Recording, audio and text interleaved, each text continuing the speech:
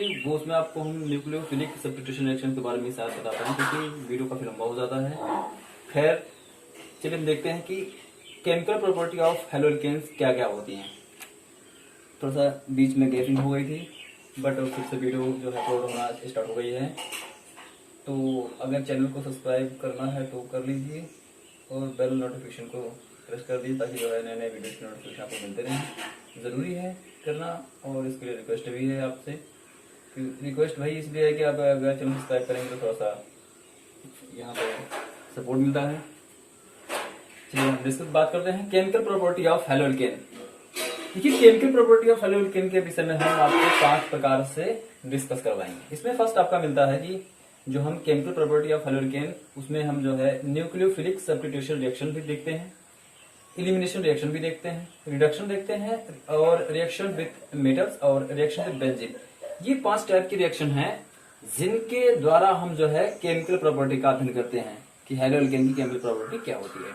चलिए हम बात करते हैं फर्स्ट टाइप की कि न्यूक्लियोफिलिक सब्स्टिट्यूशन रिएक्शन क्या होती है। देखिए, न्यूक्लियोफिलिक सब्स्टिट्यूशन रिएक्शन को हम बोलते हैं एश-एन रिएक्शन। क्या बोलते हैं? एश-एन रिएक्शन बोलते हैं। और जो एश-एन रिएक्शन होती है ये 2 प्रकार की होती है, एक होती है H-N1 और एक होती है H-N2 होती है। अच्छा, H-N1 और H-N2 का क्या मतलब होता है? देखिए, H-N1 का मतलब होता है, देखिए 1 का मतलब होता है यूनिमॉलिक्यूलर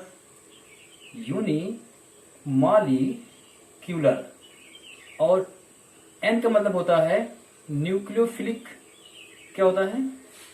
न्यूक्लियोफिलिक होता है। और S का क्या मतलब होता है?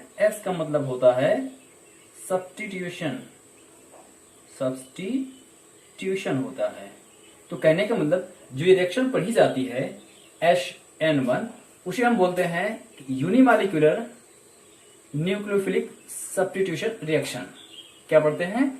यूनिमॉलिक्यूलर न्यूक्लियोफिलिक सब्स्टिट्यूशन रिएक्शन पढ़ा जाता है, और इसको हम F-N1 से डिनोट करते हैं। सेम यही F-N2 में भी होता है, बट यहाँ जो 2 का मतलब होता है वो होता है बाई मॉलिक्यूलर।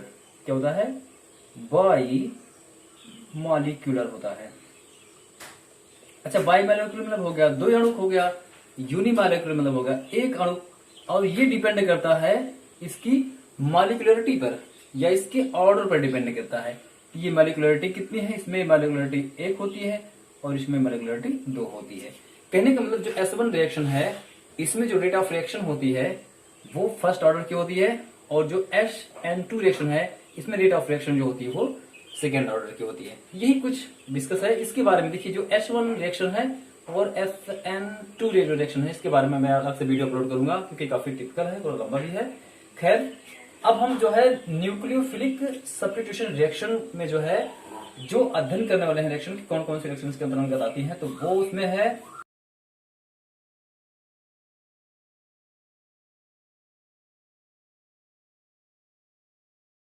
हम बात करते हैं कि न्यूक्लियोफिलिक सब्स्टिट्यूशन रिएक्शन में कौन कौन सी रिएक्शन आती हैं। थोड़ा सा देख लेते हैं यहाँ पे। और इसके बारे में बता दूं कि देखिए, जो खैर छोड़िए, चलिए हम बात कर लेते हैं कि न्यूक्लियोफिलिक सब्स्टिट्यूशन रिएक्शन में जो है कौन कौन सी रिएक्शन आती हैं। देखिए, इसके अंतर्गत जो रिएक्शन आती हैं इसमें आता है सिंथेसिस ऑफ हायर एल्केन मिलता है आपको, और सेकेंड मिल जाएगा सिंथेसिस ऑफ एल्कोहल्स, ये मिल जाएगा। थर्ड आपको मिल जाएगा कि सिंथेसिस ऑफ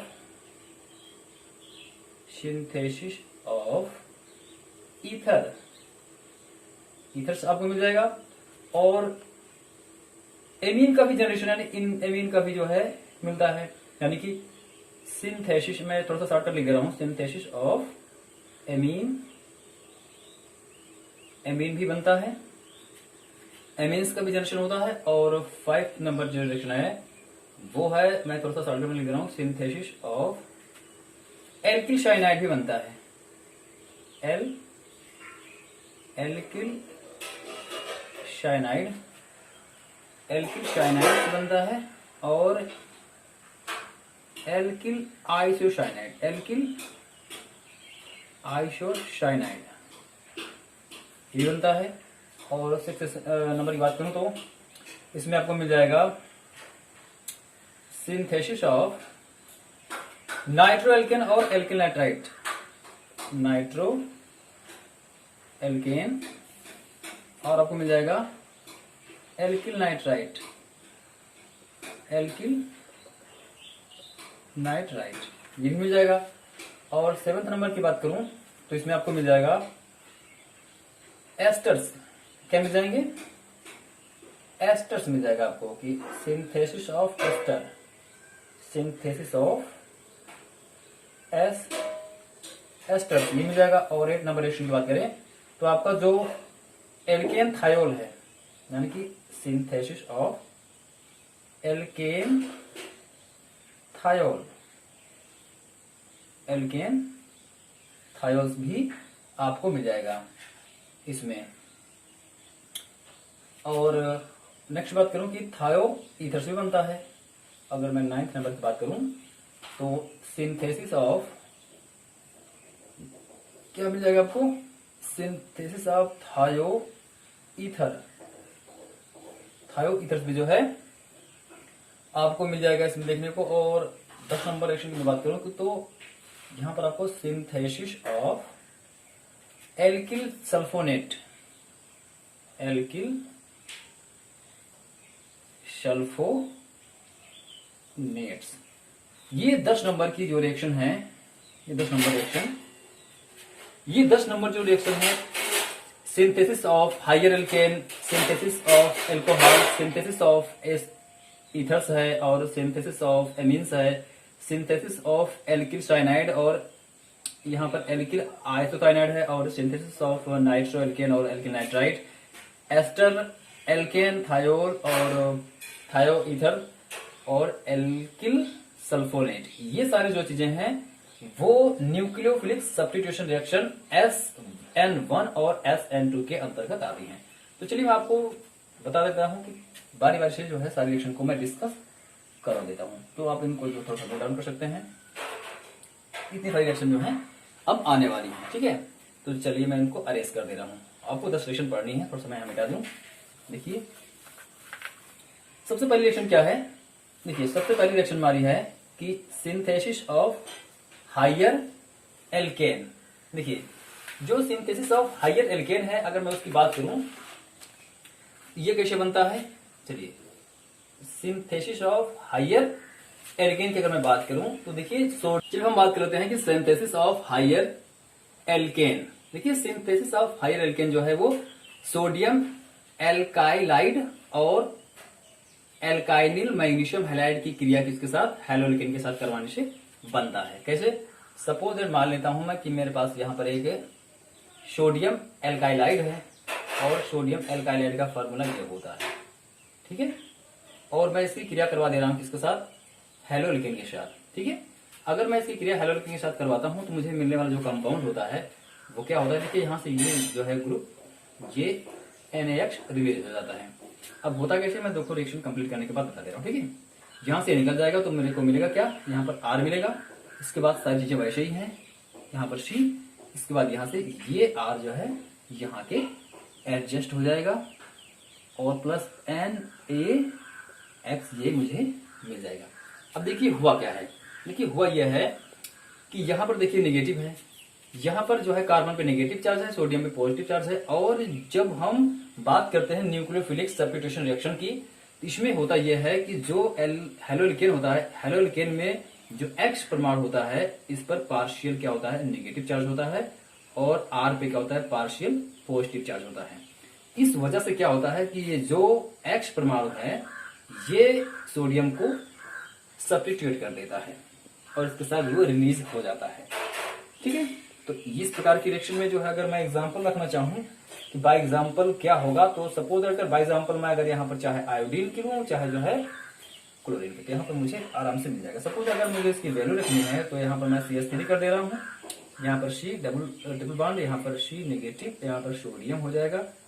और अगर मुझे एक हैलोएल्केन लेना है तो मैं यहाँ पर एक हैलोएल्केन जो है रख रहा हूँ और वो है कुछ भी कर दूं मैं यहाँ पर चलिए मैंने इसको कर दिया, या फिर जो है इसको मैं C2H5 भी कर सकता हूँ, और अगर मैं इसको रखूँ तो मुझे मिल जाएगा CH3, और फिर यहाँ से ट्रिपल बॉन्ड C, और यहाँ पे क्या क्या एडजस्ट हो जाएगा CH3 और प्लस क्या निकल जाएगा NaI। तो ये जो है कंप्लीट रिएक्शन है, ठीक है। ये कंप्लीट रिएक्शन है जो है सोडियम एल्काइलाइड के द्वारा। देखिए जो सोडियम एल्काइलाइड है, ये सोडियम एल्काइलाइड है, और ये हमारा क्या है, हेलोल्केन है। इन दोनों को जो हमने रिएक्शन करवाया तो सब्स्टिट्यूशन रिएक्शन के अकॉर्डिंग मुझे क्या मिल गया, एक हाइयर एल्केन प्राप्त हुआ। देखिए जो हाइयर एल्केन प्राप्त हुआ ये प्रोडक्ट है, और अगर मैं इसके नाम की बात करूं, देखिए यहाँ से 1 2 या 2 पे है तो ये 2 हो जाएगा। तो कहने का मतलब ये है 1 2 3 4 कार्बन है तो हो जाएगा 2 ब्यूटाइन। क्या हो जाएगा, ये 2 ब्यूटाइन है, 2 ब्यूटाइन मुझे मिल रहा है हाइयर कंपाउंड के फॉर्म में, ठीक है। अगर मैं बात करूं कि यहाँ पर जो आया था कि एल्काइलिन मैग्नीशियम हैलाइड के द्वारा जो है कैसे जो है हाइयर एल्केन प्राप्त होता है, तो अगर मैं इसकी बात करूं तो देखिए इसमें क्या होता है, कुछ नहीं होता है, बस मुझे क्या कर देना है, यहाँ पर मुझे लेना है कि एल्काइनिल मैग्नीशियम हैलाइड, और एल्काइनिल मैग्नीशियम अगर हम हैलाइड में ले रहा हूं तो देखिए क्या होता है इसमें, देखिए R होगा वही सेम ट्रिपल बॉन्ड होगा, C होगा, बट यहाँ पे क्या हो जाएगा MgX हो जाएगा। क्या हो जाएगा MgX। अब ये क्या है, ये है एल्काइनिल मैग्नीशियम हैलाइड, इसको हम क्या बोलते हैं एल्काइनिल मैग्नीशियम हैलाइड, और इसकी रिएक्शन मुझे करवानी है किसके साथ, इसकी रिएक्शन मुझे करवानी है हेलोल्केन के साथ। मैंने करवा दिया, यहाँ मैं टेस्ट कर दे रहा हूँ। अब क्या बनेगा, देखिए बनने वाला जो कंपाउंड है यहाँ से ये रिलीज हो जाएगा, कैसे हो रहा है मैं समझा दे रहा हूँ, ठीक है।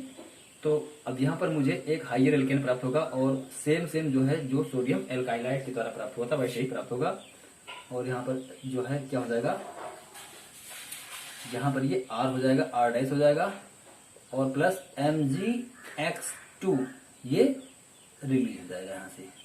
और अगर मैं वैल्यू रखने की बात करूं तो आप यहाँ से जो है वैल्यू मैं रख सकता हूँ CH3 और C ट्रिपल बॉन्ड C, फिर हो जाएगा Mg, और यहाँ मैं I कर दे रहा हूँ, मैग्नीशियम आयोडाइड हो जाएगा, ठीक है, प्लस यहाँ पर मैं भी I कर दे रहा हूँ, और यहाँ पर R कर दे रहा हूँ, ठीक है। R की वैल्यू मैं कुछ रख दे रहा हूँ, सपोज दैट मैं CH3 कर दे रहा हूँ, तो यहाँ पर मुझे क्या मिल जाएगा CH3 C triple bond C, और उसके बाद यहाँ मिल जाएगा मुझे CH3 प्लस MgI2, ये कंपाउंड मुझे मिलने वाला है, ठीक है। ये कंपाउंड भी मिल गया मुझे, तो कहने का मतलब जो सिंथेसिस ऑफ हाइयर एल्केन है वो सोडियम एल्काइलाइड के द्वारा या एल्काइनिल मैग्नीशियम हैलाइड के द्वारा मुझे मिल जाता है। मिलता कैसे है, ये रिएक्शन देखने को आपको मिल गई, ये जो रिप्रेजेंटेटिव फार्मूला है, और ये रिएक्शन का रिप्रेजेंटेटिव फार्मूला है, यहाँ पर आपको दिखाई दे रहा होगा, और ये जो है एग्जाम्पल है रिएक्शन का, ये आप नोट डाउन कर सकते हैं। जो मैटर रहा यहाँ पे सब्स्टिट्यूट होने का, तो यहाँ पर आप देख सकते हैं, यहाँ पर कंडीशन सेम यहाँ भी वैसे आती है। यहाँ पर क्या होता है पार्शियल पॉजिटिव आता है, और इस पे क्या होता है पार्शियल नेगेटिव चार्ज आता है। देखिए इस पूरे कंपाउंड पे क्या होता है, यहाँ पर एक पार्शियल नेगेटिव, और इस पूरे कंपाउंड पे क्या होता है पार्शियल, यहाँ पर ये पॉजिटिव होता है, बाकी यहाँ पर टूटता ही है, ये बॉन्ड ब्रेक होकर इस पे आता है, तो इस पर माइनस नेगेटिव पार्शियल आता है, इस पर पार्शियल पॉजिटिव चार्ज आता है। तो देखिए ये पॉजिटिव जो है जाके इस पे एडजस्ट हो जाता है, और ये रिलीज हो जाएगा, यानी कि इसके द्वारा ये सब्स्टिट्यूट करके बाहर निकाल दिया जाता है। इस प्रकार से जो मिलने वाला कंपाउंड मुझे मिलता है वो MgI2 मिलता है, ठीक है। चलिए अब इसको नोट डाउन कर सकते हैं। मैं अब दूसरे रिएक्शन की बात कर रहा हूं। देखिए जो दूसरी रिएक्शन है इसमें है कि एल्कोहलों का संश्लेषण, यानी कि सिंथेसिस ऑफ एल्कोहल। चलिए मैं इसको अरेंज कर दे रहा हूं, आप इसकी शॉर्ट लेकर के इसको नोट डाउन कर लीजिएगा बैक एपर के। देखिए अगली रिएक्शन क्या है, सिंथेसिस ऑफ एल्कोहल। एल्कोहल है कि सिंथेसिस ऑफ एल्कोहल्स कैसे बनता है, हेलोल्केन के द्वारा। ये भी इसका एक केमिकल प्रॉपर्टी है हेलोल्केन की। देखिए मैं अगर बात करूं कि एल्कोहल की, तो एल्किल हैलाइड का जलीय कास्टिक क्षारों या नम सिल्वर ऑक्साइड से जल अपघटन कराने पर एल्कोहल बनते हैं। एल्किल हैलाइडों की क्रियाशीलता के अनुसार अगर मैं बात करूं तो जो उनमें RH बॉन्ड होता है, देखिए RH जो बॉन्ड होता है, ये जो RH बॉन्ड होता है, ये अगर मैं बात करूं तो NaOH, KOH या नम सिल्वर Ag2O, ठीक है। अगर बात करूं कि जो RX बॉन्ड है ये केवल प्रबल NaOH, प्रबल NaOH, ये मैं कहूं ये कैसा रहेगा, प्रबल रहेगा, ठीक है। प्रबल NaOH, KOH और नम सिल्वर ऑक्साइड के द्वारा जो है जल प्रकटित होता है, ठीक है। यानी कि जो ये बॉन्ड है हेलोल्केन का, अगर मैं अल्कोहल प्राप्त करने जा रहा हूं तो अगर मैं उसको जल के द्वारा उसको डिसोसिएट कर रहा हूं तो वह क्या होगा, जो मेरा अप्रोटिक सॉल्वेंट होगा, सपोज ये है, ठीक है। देखिए पोलर और प्रोटिक सॉल्वेंट है, तो अगर मैं इसकी बात करूं, ठीक है, तो अब ये क्या होगा, ये स्ट्रांग होना चाहिए, स्ट्रांग हुआ तभी जो है ये इस बॉन्ड को तोड़ पाएगा, ठीक है। अब इसमें अगर अधिकता की बात करूं कि जो जल होता है, जो वाटर होता है, वाटर, अगर मैं वाटर के साथ इस रिएक्शन को करवा रहा हूं, अगर मैं हेलो जो है एल्कोहल प्राप्त कर रहा हूं किसके द्वारा, हेलो एल्केन के द्वारा, अगर मुझे हेलो जो है एल्कोहल प्राप्त करना है तो जाहिर सी बात है मुझे जो है उसमें NaOH, KOH और नॉन सिल्वर जो भी लगता है, ठीक है, वो मुझे स्ट्रॉन्ग लेना पड़ेगा। बट इसमें क्या होता है कि जो हेलोल्केन की कैटेगरी होती है उसके अकॉर्डिंग जो है ये भी डिपेंड करता है। कैसे, इसे तोड़ेगा तो इसको वाटर ही, अगर मैं बात करूं इसमें तो जो ये स्ट्रॉन्ग होना चाहिए ये होता है एल्किल हैलाइड में, प्राथमिक में होता है। अगर हमारी प्राथमिक एल्किल हैलाइड है यानी कि फर्स्ट डिग्री हेलोल्केन है तो उसमें स्ट्रॉन्ग होना चाहिए, अगर सेकेंड है तो थोड़ा सा वीक होना चाहिए, और अगर थर्ड जो है अगर हमारा यानी कि टर्सरी जो है एल्किल हैलाइड है तो उसमें वाटर ही तोड़ देता है, जरूरी नहीं होता है कि जो है वो ये आए NaOH आए।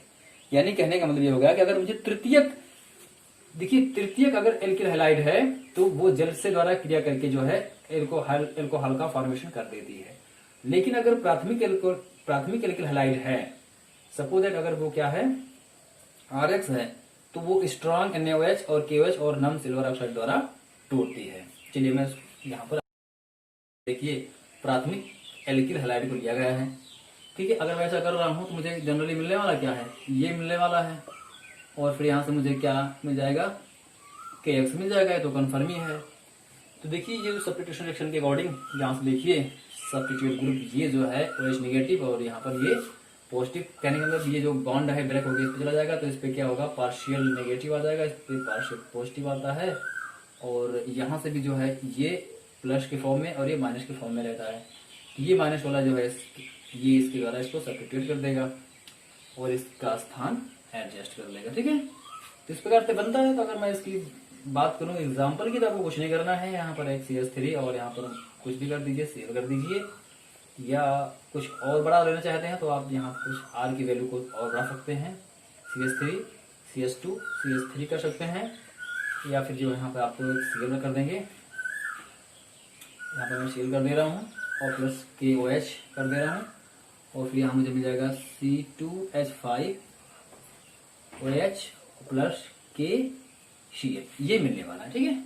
अब बट यहाँ पर क्या है कि ये प्रबल होना चाहिए, जरूरी है प्रबल होना, क्योंकि देखिए प्रबल इसलिए जरूरी है क्योंकि ये क्या है, प्राथमिक हेलोल्केन है, ठीक है। अगर मैं बात करूं कि या फिर इसी रिएक्शन को अगर मैं कर रहा हूं कि नम सिल्वर ऑक्साइड, तो अगर नम सिल्वर ऑक्साइड की मैं बात कर रहा हूं तो वहां पर आप उसको भी कर सकते हैं। जैसे अगर आपको करना है सेम टू सेम रिएक्शन, अगर यही मैं ले रहा हूँ कि C2H5 मैं Br कर दे रहा हूँ, तो ब्रोमीन के लिए आपको जो है सिल्वर ऑक्साइड और ये नम रहेगी, और कैसी रहेगी, प्रबल रहेगी। प्रबल और नम जरूरी है, इसके लिए ऐसा अगर आप रिएक्शन करवाते हैं तो आपका जो है बनने वाला कंपाउंड C2H5 और Br यहाँ से रिलीज हो जाएगा, और वाटर के जो है यहाँ पर हाइड्रोक्साइड लेना पड़ेगा मुझे, AgOH लेना पड़ेगा, ठीक है। यहाँ पर इस ये जरूरी है Ag2O यहाँ लाना पड़ेगा, ठीक है। इसकी बदले में मुझे सिल्वर हाइड्रोक्साइड लेना पड़ेगा यहाँ, और फिर मुझे यहाँ पर OH और प्लस यहाँ पर मुझे क्या मिलने वाला है, AgBr ये आपको मिल जाएगा, ठीक है।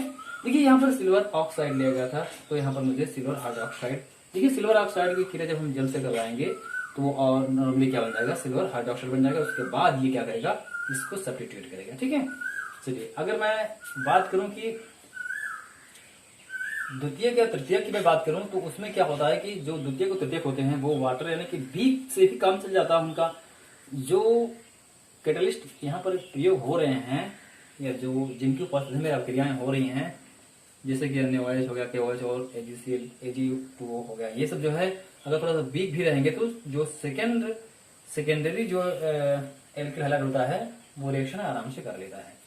सपोज अगर मैं एक एग्जांपल की बात करूं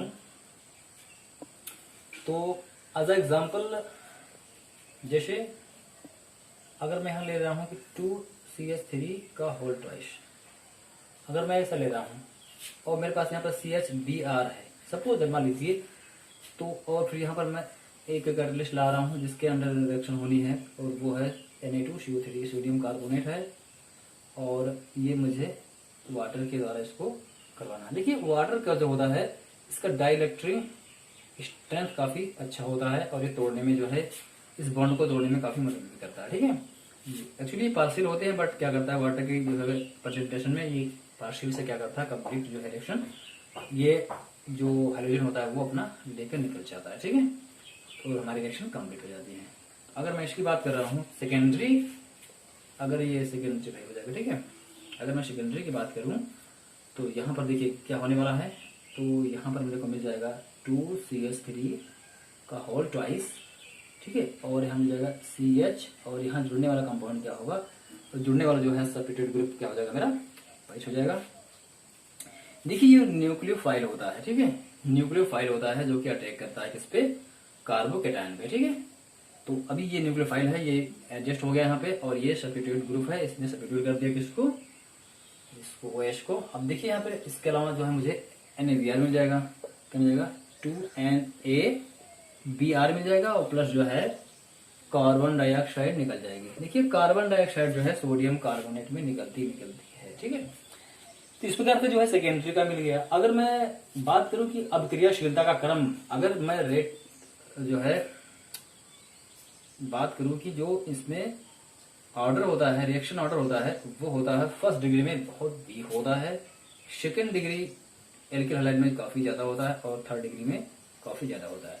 कहने का मतलब ये हो गया कि प्राथमिक एल्किल हैलाइड में जो रिएक्शन का स्पीड है, ठीक है, जो अक्रियाशीलता है, ठीक, वो क्या होती है, थोड़ा सा कम होती है, और इसके लिए मुझे स्ट्रॉन्ग कंपाउंड का यूज करना पड़ता है या स्ट्रॉन्ग सॉल्वेंट का यूज करना पड़ता है। और जो सेकेंडरी होता है एल्किल हैलाइड वो उसमें क्या होता है, वो फर्स्ट के से थोड़ा सा ज्यादा होता है, और इसमें मुझे थोड़ा सा वीक सॉल्वेंट का यूज करना पड़ता है रिएक्शन कंप्लीट करवाने के लिए। और जो तृतीयक एल्किल हैलाइड होते हैं वो वाटर से यानी केवल जल से ही क्या करते हैं, रिएक्शन करके एल्कोहल का जनरेशन फॉर्मेशन कर देते हैं। तो ये फिर आपने अपने एक एग्जाम्पल था। चलिए मैं बात कर ले रहा हूँ कि अब जो अगला हमारा जो रिएक्शन थी सिंथेसिस, अब मैं इसको अरेंज कर दे रहा हूँ, नोट डाउन कर सकते हैं।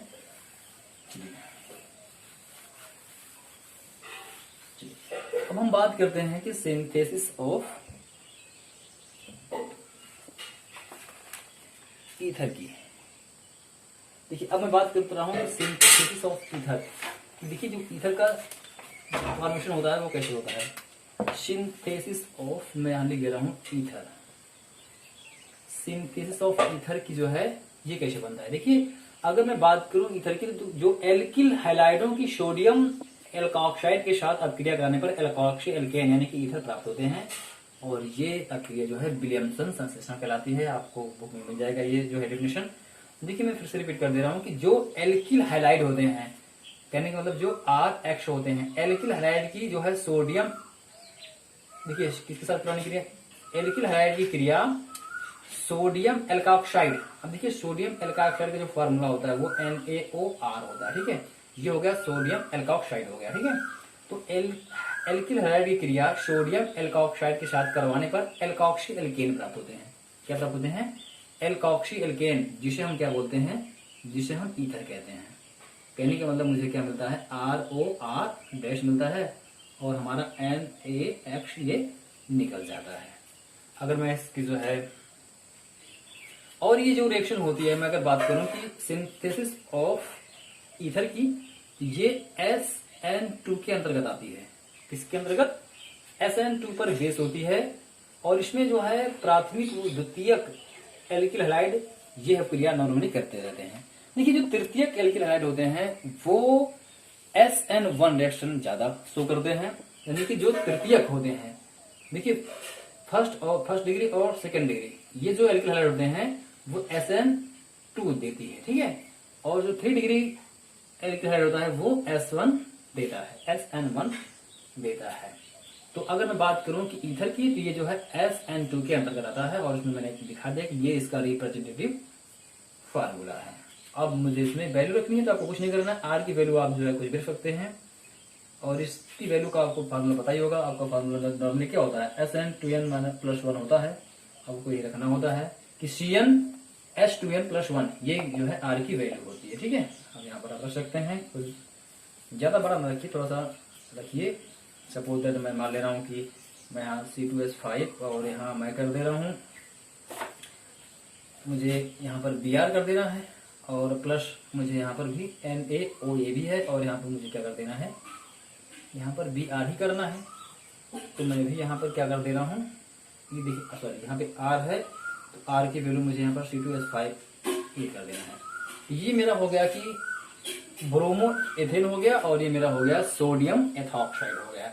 अब ब्रोमो एथेन और सोडियम एथॉक्साइड की जब मैं क्रिया करवाऊंगा तो आपको कन्फर्म है भाई, देखिए ये ऐसा, ये इसका भी कंसंट्रेशन चेंज होगा और इसका भी होगा, तो इसकी ऑर्डर 2 तो आराम से हो जाएगी, ठीक है। तो यानी कि S12 का एग्जाम्पल हुआ ये, ठीक है। अब बदलेगा कैसे? अब ये जो है इसके द्वारा सब्स्टिट्यूट कर दिया जाएगा, ठीक है। यानी कि इस पर पार फिर कैसा आएगा? इस पर पार फिर जो है पॉजिटिव जाएगा, इस पर पार फिर नेगेटिव आएगा। और मैं इसकी बात करूँ तो इस पर पार फिर पॉजिटिव आएगा और इस पर पार फिर नेगेटिव आएगा। तो ये नेगेटिव ये पॉजिटिव जो है अलग हो जाएगा। कैसे होगा? यहाँ पर मुझे मिल जाएगा C2H5 और फिर यहाँ से मुझे O मिलेगा और फिर ये मुझे मिल जाएगा C2H5 और प्लस क्या मिल जाएगा यहाँ से? NaBr।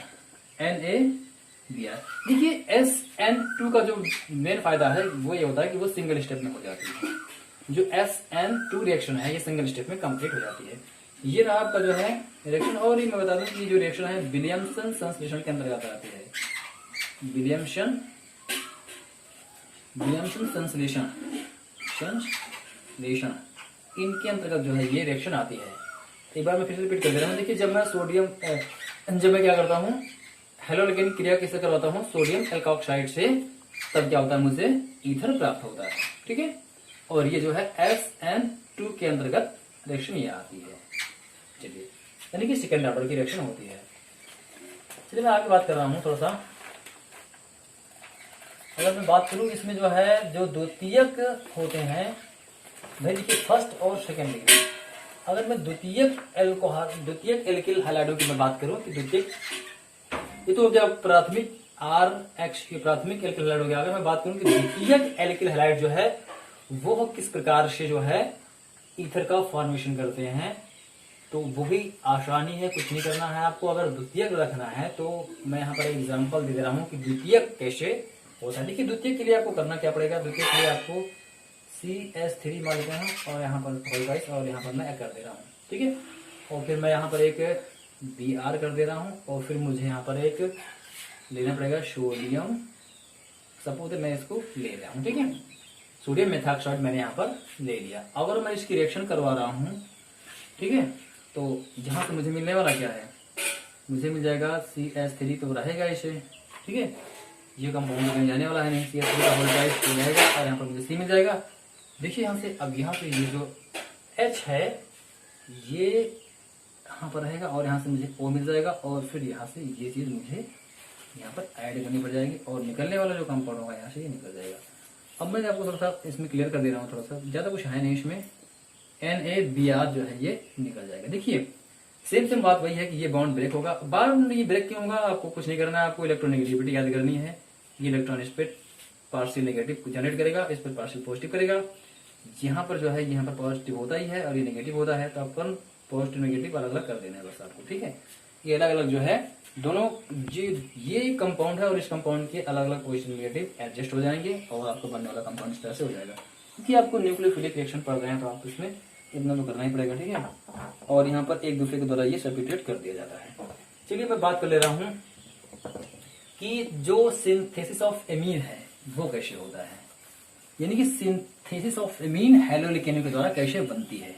मैं फटाफट इसका भी अध्ययन कर ले रहा हूँ, करवा दे रहा हूँ। देखिए, अगर मैं बात करूँ कि सिंथेसिस ऑफ एमीन की, किसकी, सिंथेसिस ऑफ एमीन की, अगर मैं सिंथेसिस ऑफ एमीन की बात करूँ, देखिए इसमें ये होता है कि एल्किल हैलाइडों को NH3 के साथ एथेनॉल में उच्च दाब पर गर्म करने पर प्राथमिक, द्वितीयक और तृतीयक एमीनों का मिश्रण प्राप्त होता है। यह अभिक्रिया हाफमैन अमीनी अपघटन कहलाती है। देखिए मैं एक बार फिर से इसको रिपीट कर दे रहा हूं कि एल्किल हैलाइडों को NH3 के साथ एथेनॉल में उच्च दाब पर गर्म करने पर प्राथमिक, द्वितीयक और तृतीयक एमीन का मिश्रण प्राप्त होता है। यह अभिक्रिया हाफमैन अमीनी अपघटन कहलाती है। कहने का मतलब मुझे एक RH लेना पड़ेगा, ये मेरा हो गया एल्किल हैलाइड, और फिर इसकी क्रिया मुझे करवानी है NH3 के साथ, ठीक है, ये हो गया। और किसकी उपस्थिति में करवानी है, ये करवानी है यहाँ पर मुझे एथेनॉल की उपस्थिति में, और किस पे, उच्च दाब पे, ठीक है। यहाँ पर क्या रहेगा, उच्च दाब, यानी कि उच्च प्रेशर हाई रहेगा और तापमान भी रहेगा। अगर ऐसी रिएक्शन में मैं करवा रहा हूँ तो मुझे क्या मिलेगा, यहाँ पे प्राथमिक एमीन मिलती है NH3 NH2 मिलेगा और HX रिलीज हो जाएगा, ये रहा, ठीक है।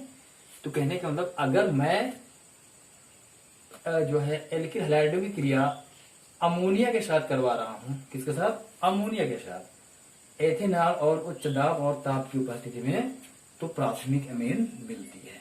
अगर मैं इसकी वैल्यू रखने की बात करूं तो आप जो है इसकी वैल्यू रख सकते हैं। एज एग्जाम्पल मैं C2H5 कर दे रहा हूँ, यहाँ पर C2H5 Br कर दे रहा हूँ, प्लस NH3 हो गया, और फिर यहाँ पर मैं C2H5OH कर दे रहा हूँ, OH हो गया, और यहाँ पर प्रेफर हो जाएगा, ठीक है, उच्च दाब ताप भी आ जाएगा, उच्च दाब, और फिर यहाँ पर ताप भी आ जाएगा। और फिर ये रिएक्शन यहाँ से देखिए क्या होती है, यहाँ 3 हाइड्रोजन है, एक रिलीज हो जाएगा, ठीक है। तो इस प्रकार से यहाँ जो बनने वाला कंपाउंड है मुझे क्या मिल जाएगा, C2H5, और फिर हो जाएगा NH2, और प्लस ये हो जाएगा HBr, ये निकल जाएगा, ठीक है। ये रहा सिंथेसिस ऑफ एमीन। तो यहाँ मुझे देखिए प्राथमिक एमीन बन गई। बात करता हूँ कि द्वितीयक एमीन कैसे बनती है। अगर द्वितीयक एमीन की बात करनी है तो कुछ नहीं करना आपको। अगर द्वितीयक एमीन, तो मुझे यहाँ पर क्या करना पड़ेगा, देखिए अगर द्वितीयक एमीन प्राप्त करनी है तो इसके लिए आपको द्वितीयक एमीन, देखिए ये हो गया ना, ये प्राथमिक एमीन मुझे मिल गई, ये फर्स्ट डिग्री एमीन है, ठीक है। अगर मुझे सेकंड डिग्री एमीन प्राप्त करनी है तो मुझे जो कंपाउंड लाना पड़ेगा वो लाना पड़ेगा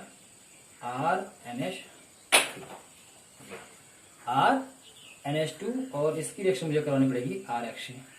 RNH2 की अगर मैं रिएक्शन करवा रहा हूँ किसके साथ, RH के साथ, और सेम प्रोसेस में यहाँ रख रहा हूँ, तब जो मुझे मिलने वाला कंपाउंड है वो R2NH मिलेगा, R2NH, और फिर यहाँ पर मुझे क्या मिल जाएगा, HX, ठीक है।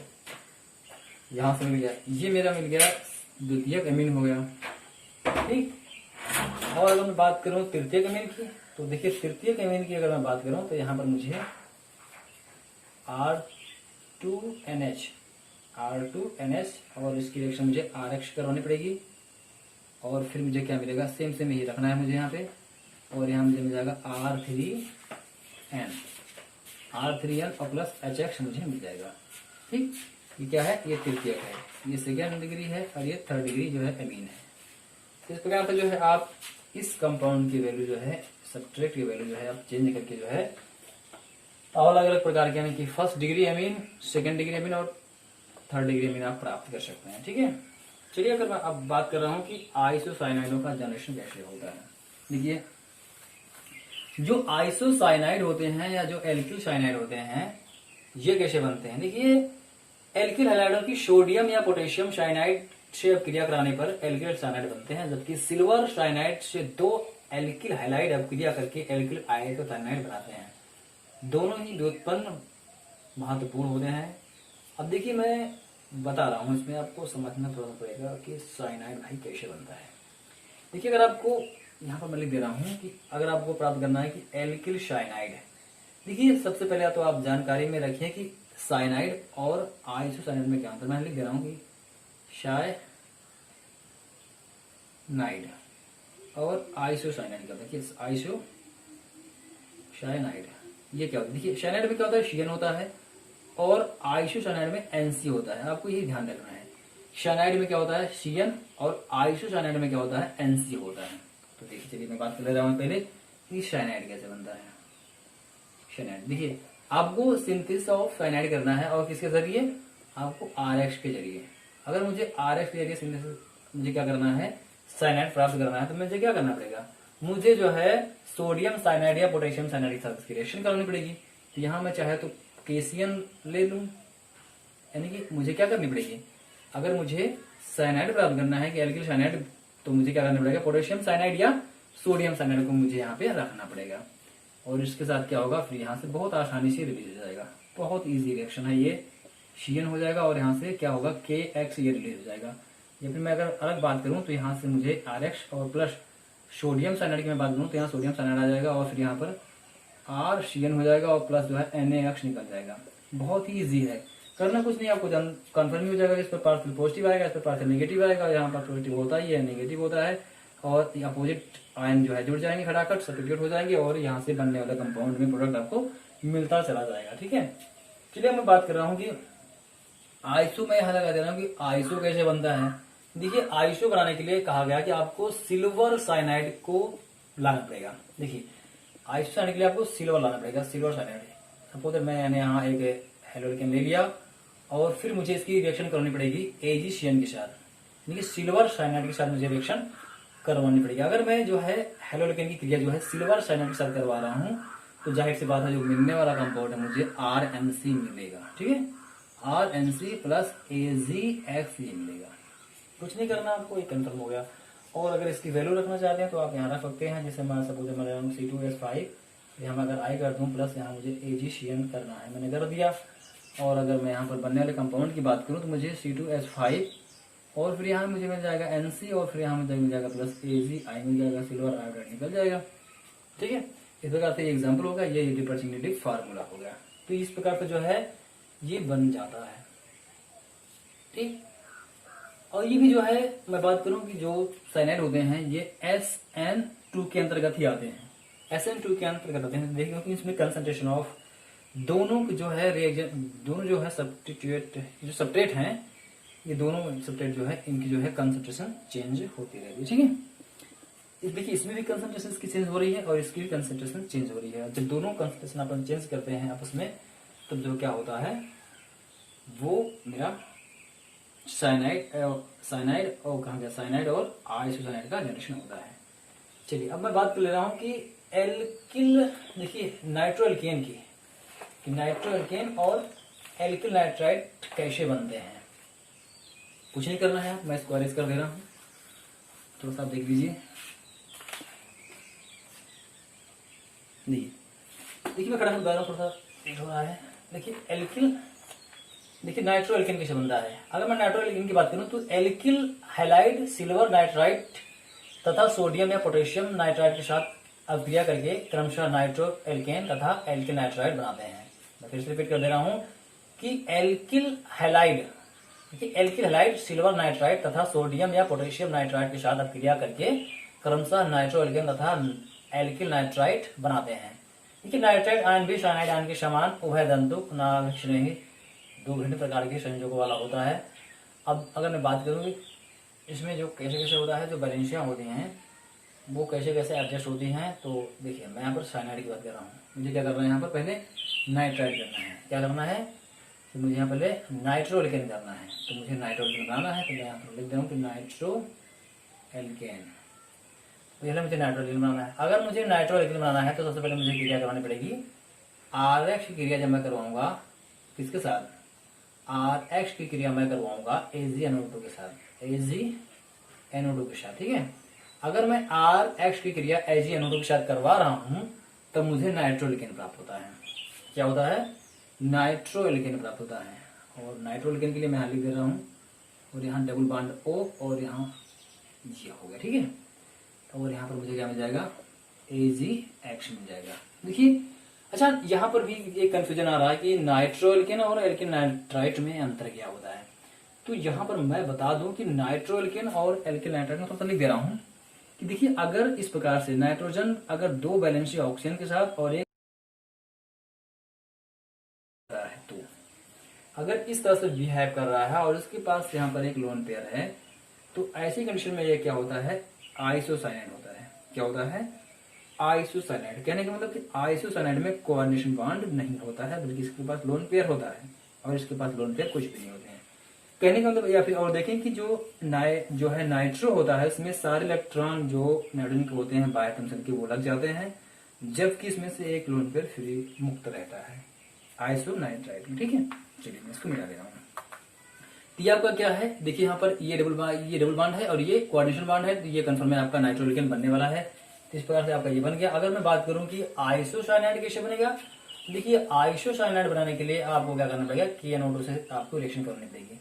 यानी कि अगर मैं इसकी क्रिया किसके साथ कर रहा हूँ, KNO2 के साथ, इसके साथ KNO2 के साथ अगर मैं इसकी रिएक्शन करवा रहा हूँ, तो जो बनने वाला जो रिएक्शन है वो मुझे क्या मिल जाएगा, RO, फिर यहाँ N, फिर यहाँ डबल बॉन्ड O, ये मिल जाएगा। ठीक है, और यहाँ से मुझे क्या मिल जाएगा, KX निकल जाएगा। देखिए यहाँ पे आप स्पष्ट हो गया, ये क्या है, ये नाइट्रो है, ये नाइट्रो है, और ये क्या है, आइसो नाइट्रो एल्केन है। ठीक है, और ये है एल्किल नाइट्राइट है, और ये क्या है, ये है एल्किल है, एल्किल नाइट्राइट है।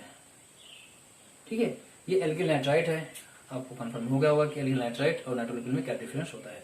आर की वैल्यू रखनी है आप रख करके, यहाँ से सेल की वैल्यू जो है, आप सेल की वैल्यू जो अगर रखना चाहें तो आप Br रख सकते हैं, ब्रोमीन इजीली जो है आसानी से रिएक्शन कर लेती है, या क्लोरीन रख सकते हैं, आप रिएक्शन में आपको मिल जाएगा। ठीक है, चलिए मैं खटाखट बात कर ले रहा हूँ कि एस्टर का जो है फॉर्मेशन कैसे होता है, इसका एस्टर का।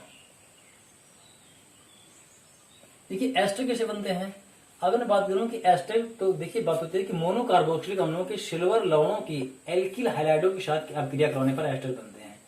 कहने जो मोनोकार्बोक्सिलिक एसिड होता है, उसके जो सिल्वर सॉल्ट होते हैं, उनकी अगर मैं रिएक्शन करवाऊं किसके साथ, एल्किल हाइड्राइडों के साथ, तो क्या बनता है, एस्टर का फॉर्मेशन होता है। जैसे मान लेता हूँ कि एक मैं ले रहा हूँ कि एक मोनोकार्बोक्सिलिक का एक सिल्वर सॉल्ट मेरा हो गया।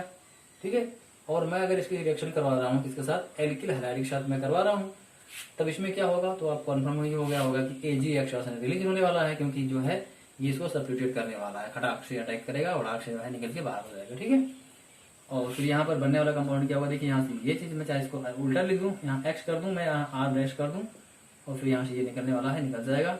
आपको रीजन पता है, मैं सारे रीजन को क्लियर कर दूंगा जब मैं रिएक्शन आपको अगले वीडियो में डालूंगा कि SN1 और SN2 क्या होती है। ठीक है, अब देखिए यहाँ से क्या होगा, ये बनेगा COO मिलने वाला है, फिर उसके बाद यहाँ R डैश। देखिए ये जो है फार्मूला किसका होता है, और यहाँ से आपको Ag और X मिल जाएगा। ठीक है, ये क्या है, मोनोकार्बोक्सिलिक एसिड का रिप्रेजेंटेटिव फार्मूला है। आप कुछ नहीं करना है इसमें, आपको जो है R की वैल्यू रख देनी है और X की वैल्यू रख देनी है, और आप X के स्थान पे इजिली Br कर सकते हैं। ठीक है, यहाँ Br कर दीजिए, और यहाँ पे आप C2H5 कर सकते हैं, आप C कर सकते हैं, आप कर देंगे तो आपका आसानी से मिल जाएगा। ठीक है, चलिए अब मैं सेकंड रिएक्शन की बात कर रहा हूँ, नेक्स्ट रिएक्शन की, तो वो है एल्केन्स थायोल की। किसकी, एल्केन थायोल की।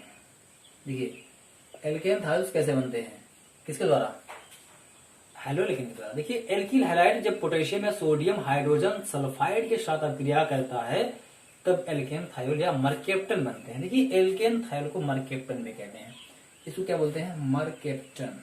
जो एल्केन थायोल होता है इसको हम मरकेप्टन भी कहते हैं। ठीक है, चलिए अब मैं बात कर रहा हूँ कि बनता कैसे है।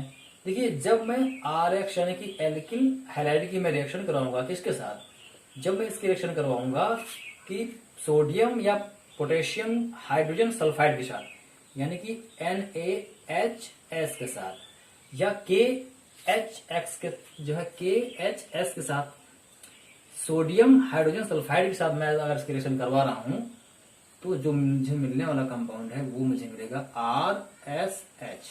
ठीक है, RSH प्लस क्या मिल जाएगा मुझे, NaX मिल जाएगा। ठीक है, देखिए यहाँ से ये मिलने वाला कंपाउंड ये मुझे क्लियर हो गया। अब ऐसी कंडीशन में देखिए होता क्या है। अब देखिए जी अगर मैं बात करूँ इसे होने की, तो देखिए यहाँ पर क्या होता है, इस पर पार्शियल, इस पर पॉजिटिव, इस पर नेगेटिव चार्ज, इस पर ऑलरेडी नेगेटिव, इस पर पॉजिटिव चार्ज आएगा, तो आपको कंफर्म होगा कि पॉजिटिव नेगेटिव सब अलग अलग एडजस्ट हो जाएंगे और इस प्रकार से मुझे ये मिल गया। ठीक है, चलिए अब मैं बात कर ले रहा हूँ कि एक अलग रिएक्शन है किसकी, और वो रिएक्शन है कि थायो ईथर की। किसकी? थायो ईथर कैसे बनते हैं। देखिए थायो ईथर की मैं बात करूं तो अगर मुझे थायो ईथर बनवाना है तो एल्किल हैलाइड की सोडियम पोटेशियम सल्फाइड के साथ अगर मैं क्रिया करवा रहा हूं तो मुझे थायो ईथर प्राप्त हो रहा है। ठीक है, देखिए थायो ईथर को जो है हम डाई एल्किल सल्फाइड भी कहते हैं। थायो ईथर, अगर मुझे सिंथेसिस ऑफ थायो ईथर बनाना है तो मैं देखिए क्या कर रहा हूँ, नॉर्मली मुझे क्या करना पड़ेगा, आरएक्स की जो रिएक्शन है ये रिएक्शन मुझे करवानी पड़ेगी किसके साथ, सोडियम या पोटेशियम सल्फाइड के साथ।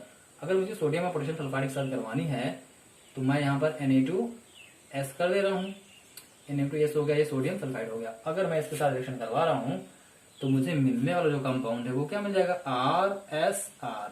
ठीक है, RSR, देखिए ईथर में क्या होता है, O होता है बट S होगा तो ये क्या होगा, ये थायो ईथर कहलाएगा। और मुझे यहाँ पर क्या मिल जाएगा, 2NaX मुझे मिल जाना है और इसके लिए मुझे यहाँ पर 2 करना पड़ेगा। ठीक है, तो ये आपकी रिएक्शन कंप्लीट हो गई थायो ईथर की।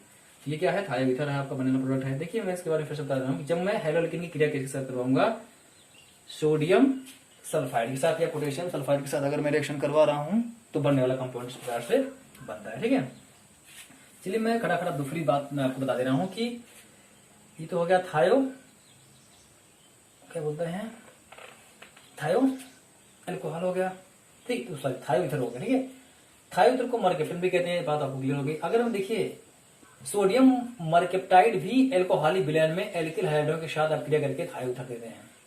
क्या देते हैं, थायो ईथर। यानी कि जो थायो ईथर की एक मैं लिख दे रहा हूं कि थायो ईथर एक और प्रकार से प्राप्त होता है और वो है कि जब सोडियम मरकेप्टाइड, अब देखिए सोडियम मरकेप्टाइड क्या होता है, मैं सपोज मैंने RX कर दे रहा हूं, अब यहाँ मुझे एक सोडियम मरकेप्टाइड लाना है तो वो होता है NaSR-, ये होता है सोडियम मरकेप्टाइड।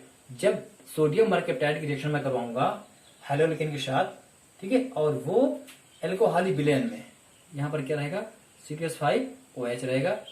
अगर इसकी कंडीशन में है या फिर KOH है, कुछ भी है, एल्कोहलिक विलयन है, तो वो यहाँ मुझे मिलने वाला है RS और फिर यहाँ मुझे मिल जाएगा R- और फिर यहाँ मुझे NaX मिल जाएगा। इस प्रकार से भी जो है बन जाता है।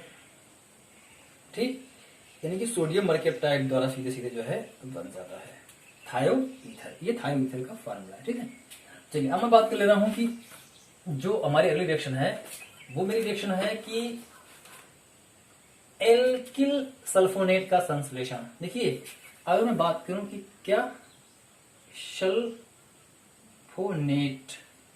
सल्फोनेट्स कैसे बनते हैं, देखिए अगर मैं सल्फोनेट्स की बात कर रहा हूं तो सोडियम या पोटेशियम सल्फाइड एल्किल हैलाइडोन के साथ अपक्रिया करके एल्किल सल्फोनेट लवण देते हैं। इस अपक्रिया को स्ट्रेकर अपक्रिया कहते हैं। क्या बोलते हैं, ये जो है स्ट्रेकर अपक्रिया के द्वारा जो है प्राप्त होता है। देखिए स्ट्रेकर अपक्रिया के द्वारा क्या प्राप्त होता है, एल्किल सल्फोनेट। अब इसके लिए मुझे क्या करना पड़ेगा, हमारे पास जो है एक हैलोअल्केन है, मैंने लिया और इसकी मैंने क्रिया करवा दी किसके साथ, सोडियम सल्फेट के साथ, सोडियम सल्फाइड। देखिए ये है सोडियम सल्फाइड, अगर यहाँ 4 होता तो सोडियम सल्फेट हो जाता, लेकिन ये क्या है, सोडियम सल्फाइड है। और अगर इसकी सोडियम सल्फाइड क्रिया अगर मैं हैलोअल्केन के साथ करवा रहा हूं तो मुझे यहाँ पर जो क्या मिलने वाला है, ये मुझे मिल जाएगा यहाँ RSO3 और Na और प्लस क्या मिल जाएगा मुझे यहाँ NaX मिल जाएगा। देखिए RSO3 Na ये क्या है, यही है एल्किल सल्फोनेट। क्या है, ये मेरा एल्किल सल्फोनेट है। ऐसा सोडियम एथिल सल्फोनेट, सपोज मैं मान ले रहा हूँ कि अगर मैं कुछ भी रखता हूँ तो वो सोडियम सल्ट होगा। अगर यहाँ सोडियम लिया गया है तो सोडियम का ही बनने वाला है।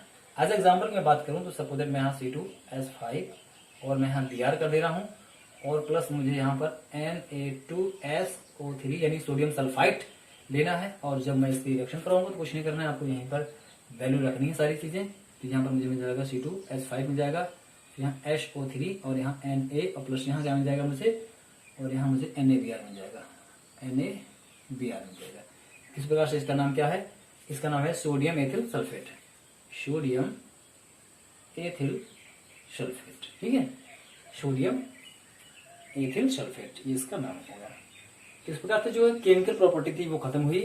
तो केमिकल प्रॉपर्टी में देखिए आज केवल न्यूक्लियोफिलिक सब्स्टिट्यूशन रिएक्शन हुआ है। इसमें जो है मैंने SN1 और SN2 के अंतर्गत आने वाली लगभग 10 प्रकार के रिएक्शन को मैंने बता दिया है, जबकि इसके विषय में मैं डिस्कस बाद में करूंगा। देखिए इलिमिनेशन रिएक्शन ये 2 प्रकार की होती है, E1 और E2 होती है। इसके विषय में बताऊंगा अगले वीडियो में, रिडक्शन और मेटल